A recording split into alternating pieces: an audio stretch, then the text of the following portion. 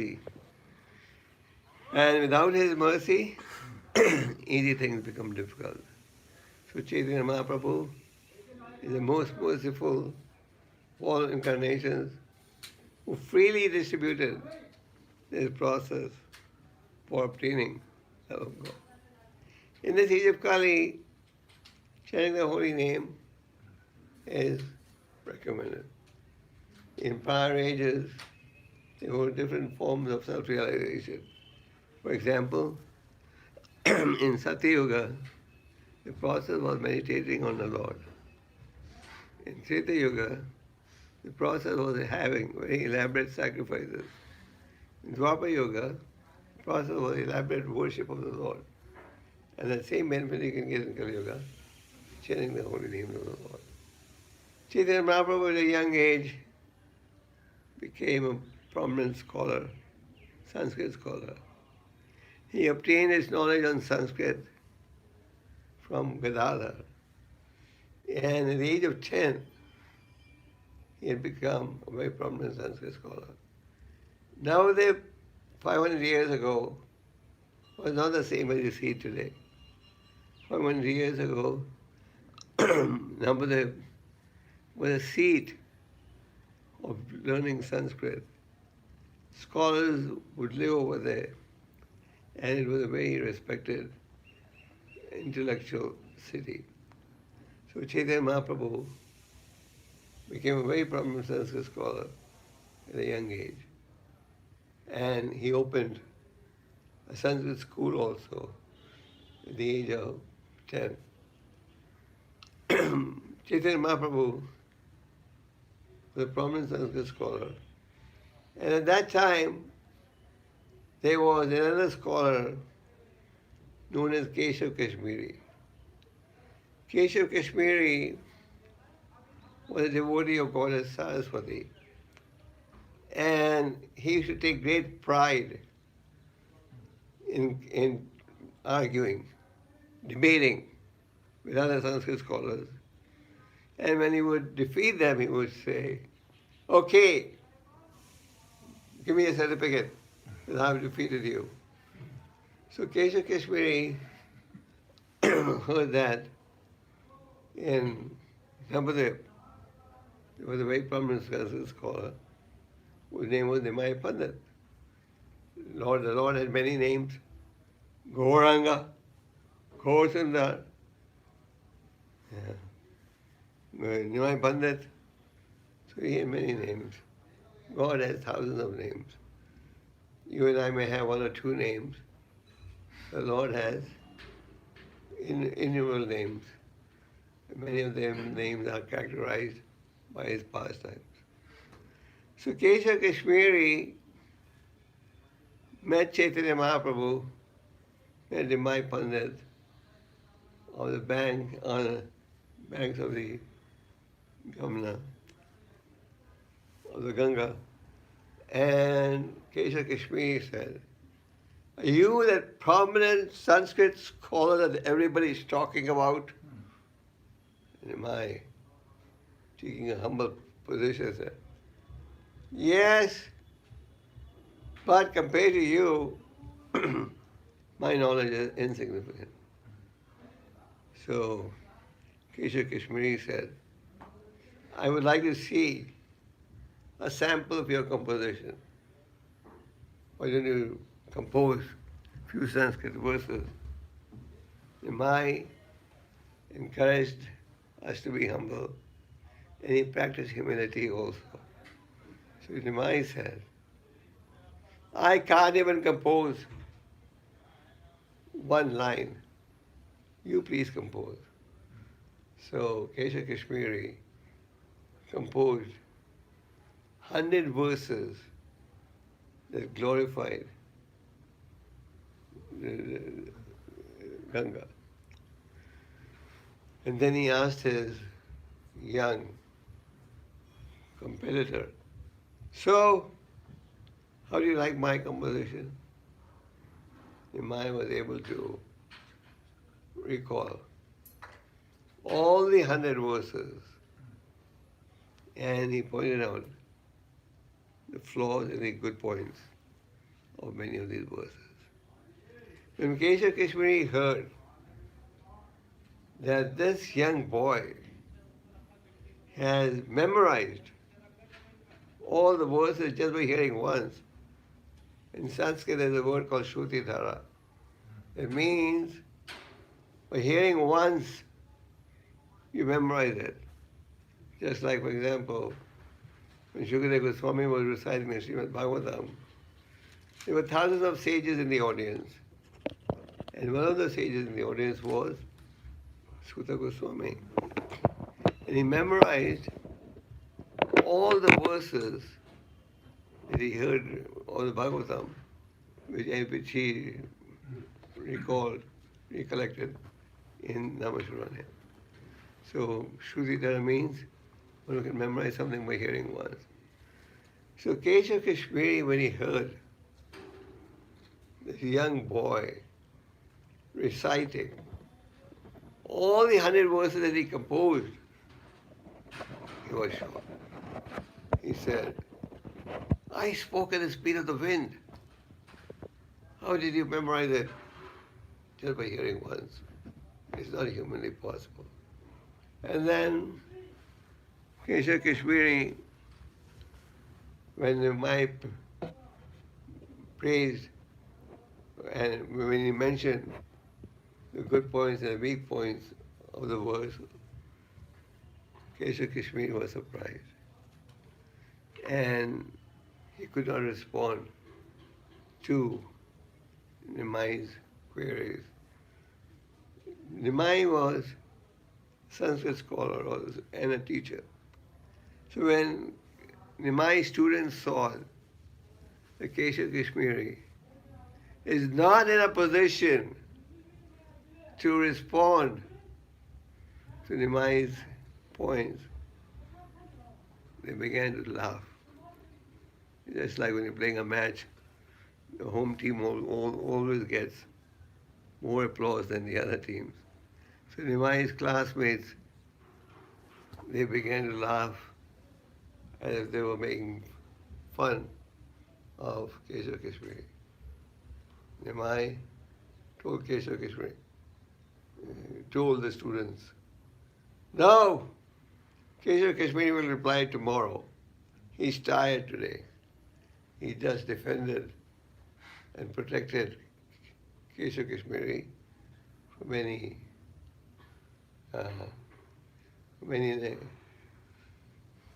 negative criticism.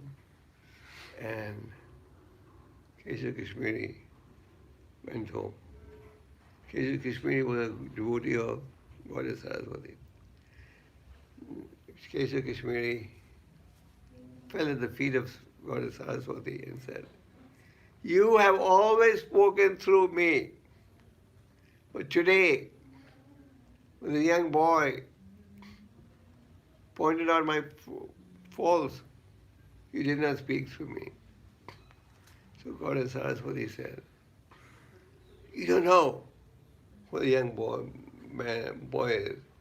The young man is none else but the Supreme Personality of Godhead.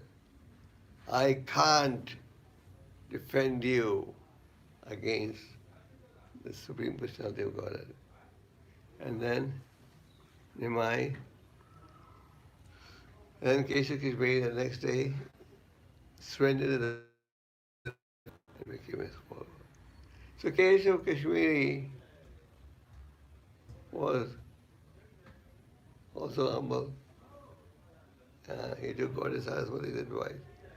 So Nimai Pandit this way argued with many Sanskrit scholars, and he was considered to be the predominant scholar at that time.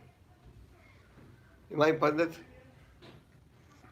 had opened a Sanskrit school, and every day when he would be going to the school, he would stop by at a shop of a devotee that belonged to a devotee called Kulavaja Sridhar. Kulavaja Sridhar was materially not rich. He had a small business making banana leaf cups and banana plates. And from a small income, he would spend 50% in worshipping Mother Ganga. Look at his renunciation. 50% of a small income. So, Nimai and Kolavati Sridhar had a very special relationship. Nimai would derive great pleasure in going to Kolavati Sridhar's shop every day. And he would bargain. So what is the price of bananas today? He would quote a price. No, you're making too much profit. I'm going to tell everyone how much profit you're making. And Keshav Kashmiri would say, come and see my house. You want to know how rich I am? And what Kolavati Sridhar had, he had spiritual wealth. And he had, as a residence, only one room with no ceiling. And one room with one pot in the whole house. It was a broken glass. It was deformed. And Damodar Thakur said that pot was in such a bad condition that even a thief would not steal. So Nimai would go every day to Kolavati Sridhar's shop. They would bargain. And then Nimai would go to his classes. Kolavati Sridhar enjoyed bargaining with his steady customer. And Kolavati Sridhar, day and night, he would chant the holy name. And from a small income, spend 50% in worshiping the Ganges. Kolavati Sridhar's neighbors would say, this man looks to be haunted by ghosts. He doesn't sleep himself because he's too poor to buy food, and he doesn't let us sleep. So, Kolavati Sridhar would be chanting the holy name almost non-stop all night. And the neighbors would not like it. But Kolavati Sridhar was determined. On one occasion, the Lord called his close associates and asked them, is there any benediction you want? Is there any favors that you want? And what did Kolavati Sridhar say? My dear Lord, if you want to give me a benediction, please give me the benediction that in every birth I may accompany you. And you may come to my shop and bargain for bananas.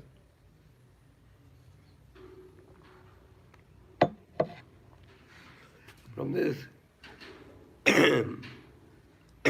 this pastime of Kolavati Sridhar, we learn that how the devotee's real wealth is surrender to the Lord.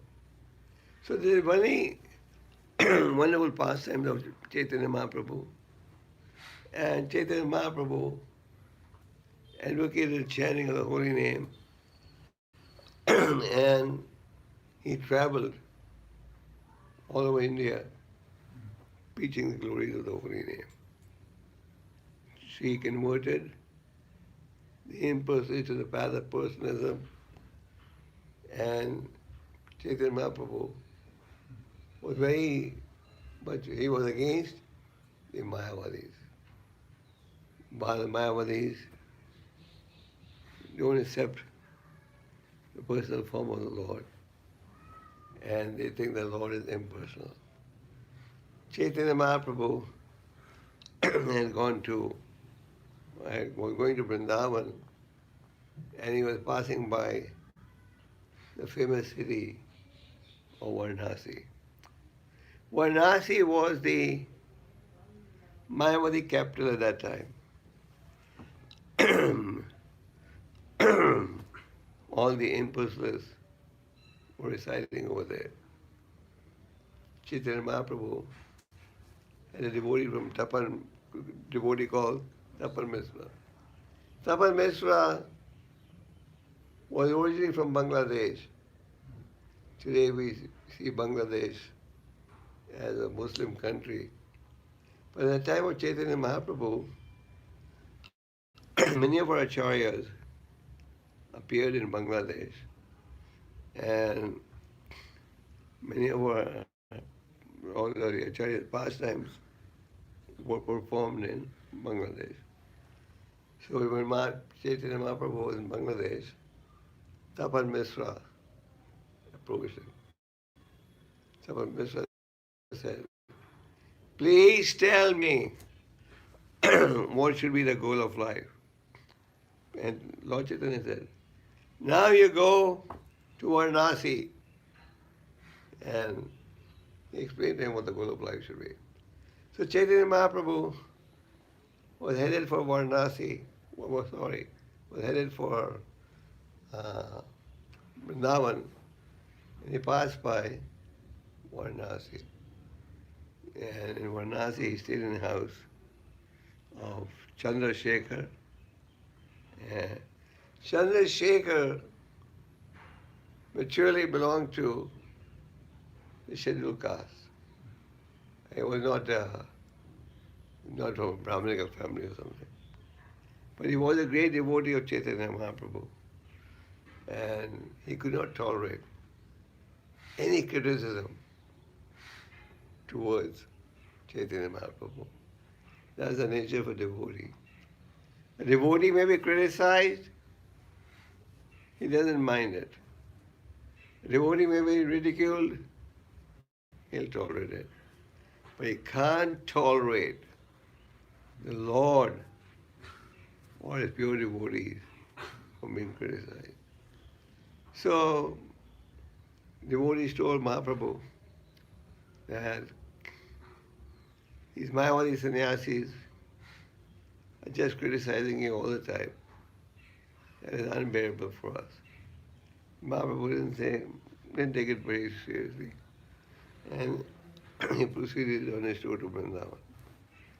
On his way back, he stopped again at the house of, and stayed at the house of Chandrasekhar. So Tapan Misra and Chandrasekhar approached the Lord and said, "We are very embarrassed and we cannot tolerate these Mayavadis always criticizing you." Prakashananda Saraswati was the leader of the Mayavadis, very prominent Sanskrit scholar, but a staunch impersonal. They could not comprehend a Mahaprabhu who was a sannyasi and who had taken initiation from a Mayavadi guru would be chanting the holy name all the time and not studying the Vedanta along with them. So Chandrasekhar and Tapan Misra heard all this criticism and they found it unbearable. So they told Chaitanya Mahaprabhu, "We can't tolerate this criticism of yours. Please come and take prasad in the house of a Maharashtrian Brahmin." The Maharashtrian Brahmin was a great devotee of the Lord, and he had invited all the Mayavadi sannyasis. And at the request of Tapan Misra and Chandrasekhar, the Lord agreed to go to his house. So Chaitanya Mahaprabhu came to the house of this Maharashtrian Brahmin, and the Saraswati and his sannyasi followers were sitting on a higher platform. And then came Chaitanya Mahaprabhu. Chaitanya Mahaprabhu preached and practiced another piece of Chaitanya verse. So Chaitanya Mahaprabhu, when he came, he sat down where we wash our feet. In all the temples, as you know, you first wash your feet before you go into the temple room. So Chaitanya Mahaprabhu sat over there and he exhibited a very unique transcendental pastime. As we said earlier, the genuine incarnation of the Lord, the genuine avatar, performs superhuman activities. You ask the present-day avatars, can you perform any superhuman activity? And the answer will be, if not today, I'll do it tomorrow. Once I was participating in a conference, and there was a Shaunj Mayavadi preacher. He said, why do you people just say Krishna, Krishna, Krishna? We're all Krishnas. So I said, oh, really? So what about imitating or duplicating some of Krishna's pastimes? And he said, just because we can't lift Govardhan Hill today, doesn't mean we won't be able to lift it tomorrow. This is what Prabhupada used to call forged checks. So, a genuine incarnation, however, exhibits superhuman qualities, superhuman pastime with great ease. So, Prakashananda Saraswati and his sannyasis were sitting on a higher bench platform, and Chaitanya Mahaprabhu sat down where they washed their feet before entering the temple. And he exhibited a very unique pastime. The effulgence emanated from his head, equal to millions of moons and suns put together. That effulgence emanated from his head, face, and the Mayavadi sannyasis, when they saw this, they could understand. This sannyasi is not an ordinary sannyasi. This sannyasi must be very special because he could see so much effulgence emanating from his face. So Prakashananda Saraswati came, took Mahaprabhu's hand, and made him sit on the higher platform. Prabhupada says, this is Agyata Sukriti. Prakashananda Saraswati took him on the higher platform, not knowing that he would be benefiting spiritually. So then there was a dialogue between Prakashananda Saraswati and his team was with Chaitanya Mahaprabhu. They said, you are such a prominent Sanskrit scholar. Why do you have to chant like a madman? You should sit down with us and study the Vedanta. This is the business of a sannyasi, to study the Vedanta. So Chaitanya Mahaprabhu took a very humble position. Chaitanya Mahaprabhu very humbly said, my spiritual master considered me to be a fool, a man of very small intelligence.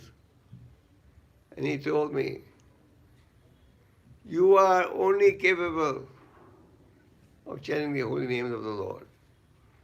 You're not capable of anything else. And therefore, I'm chanting the holy name. Then Chaitanya Mahaprabhu, quoting from the scriptures, recited the verses that describe the importance of chanting the holy names of the Lord. And in the argument that took place, in the debate that took place, Prakashananda Saraswati and his followers admitted the supremacy of chanting the holy name. And by the mercy of Chaitanya Mahaprabhu, what happened? All of them became Vaishnavas. And the whole town of Varanasi was full of humble Vaishnavas, was full of Vaishnavas. And it was Mahaharina. So, Chaitanya Mahaprabhu, on the basis of scriptures,